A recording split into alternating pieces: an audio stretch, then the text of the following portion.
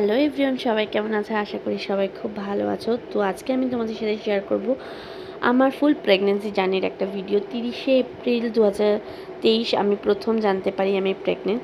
তারপর কিছু মানুষকে ভীষণভাবে পাশে পেয়েছিলাম এই টাইমটায়, যেটা ভীষণভাবে দরকার। সেটা হচ্ছে আমার হাজব্যান্ড, আমার বোন, আমার ঠাম্মি, আমার মা, বাপি। তো যথারীতি আমার হাজব্যান্ড আমাকে সবসময় কেয়ার করতো। কিছু ভিডিও ক্লিপে তোমরা দেখতেই পাচ্ছ, সবসময় প্যাম্পার করতো।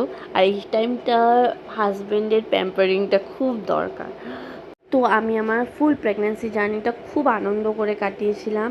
তো আমার মনে হয় মাতৃত্বের যে অনুভূতিটা, সেটা যে কোনো অনুভূতির থেকে পুরোটাই আলাদা।